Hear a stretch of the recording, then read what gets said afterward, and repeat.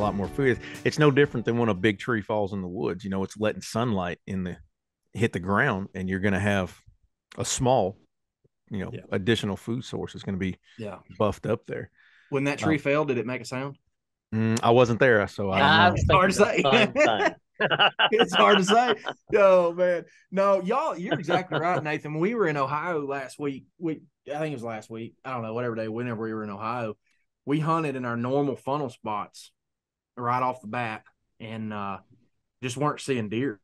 And we got to noticing driving in and out how many deer were on the roads. And when I say on the roads, I mean they are off the white line eating. And it's like they were just standing there chilling. And I told Dylan, I said, my gosh, I have never seen deer like this on the side of the road. I mean, even during the rut, they're just standing there. And we got to looking around the woods, and me and Dylan and I were standing there talking. And I said, I ain't seen one acorn on the ground. And Dylan said, no, there ain't nothing. He said, it's just bare woods. And once we moved in this piece of public, the last day, we were sitting 75 yards from the road and seeing deer. And they were going to the grass that was on the sides of the roads and the grass that were in these pastures and people's yards and stuff like that, because like I said, there wasn't really anything else for them to eat. So the grass it was, but Yeah, something else to consider too, late season.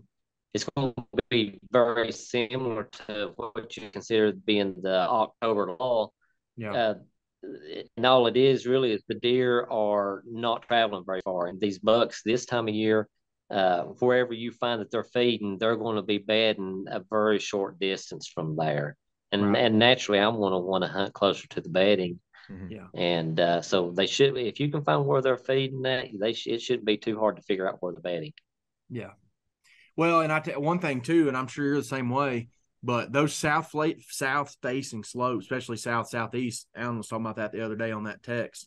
We get that really good cold snap. Those sides of those hills seems like we've had a lot of success on those. I want to know about that antler over your right shoulder there. That looks Which like one? This one? Right. Yes. That's that buck I killed. Couple years ago. Okay. Yeah. Yeah.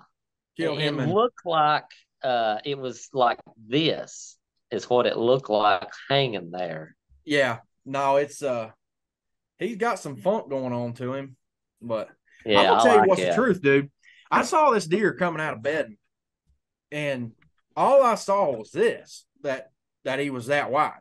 I couldn't see how tall he was. I could just see that he was god awful wide, and he had random points somewhere. Like it wasn't like your normal 8-point rack.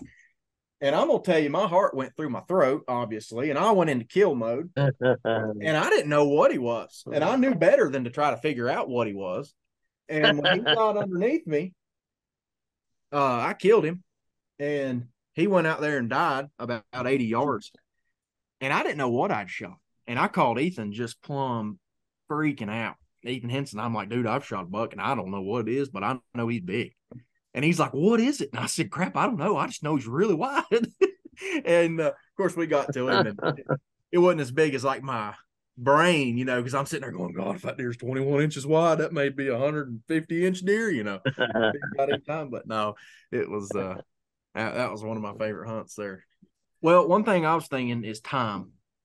So I know some people I know, and this may be one of them, you may not want to be them. Some people I know will not hunt mornings.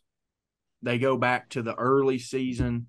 They're just hunting the last hour, or they're really focusing on the last hour. So do you do anything like that, or you kind of stay with your normal? I stay with my normal because, I'm a working man just like you guys are. I've got to be at the tree every chance that I get.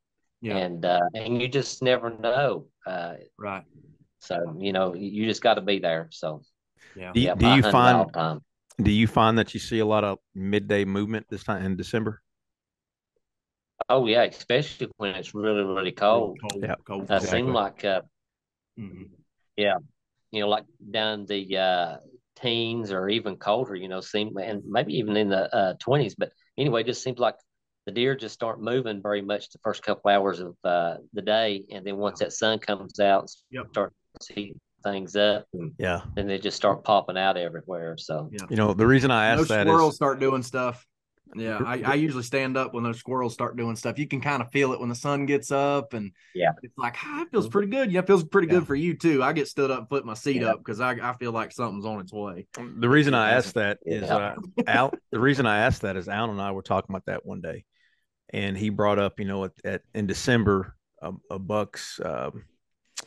He's pretty depleted of everything, when he's trying to conserve and rebuild as much as possible. And when it's really cold, he can conserve a lot more energy by just sitting tight and waiting for that sun to come up. And I think there's a lot to that too. So that's why I asked that question. But I'm glad you brought that up, Dalton. That was a good one. Good point. Yeah, I wish, like you said, I wish we had more agriculture around here because I think, I'm going to be honest with you, I've taken days in the rut, and Ethan, I was telling you this about the other day. Mm-hmm. I've taken days off work in the rut, and everybody does, right? That's the time. I think I'm going to switch next year, and I'm going to focus on September because when I can get them on that food source, like you're saying, if I can get them pegged down on a food source and I can get them, I feel like I've had more success on that food to bed pattern because I can figure out where they're bedding pretty easy most of the time. And I feel like I do better then. And that's one change that I'm going to make next year. Ethan and I are both talking about it. I wish our season come in during September, for 1st of September, preferably, because I do think that there's a time period right there in the middle of September where, and I know, like, going by my trail camera data and stuff like that bucks are hitting scrapes pretty hard. Yep, absolutely. And I think that's something to capitalize on if you can. Yeah. So, but you was talking about rather hunt September versus November. See, I'm that way with December versus November. Right. Here in the mountains, our rut is so well. It's not like what you see in the Midwest or anything like that. It's so overrated around here. Yeah.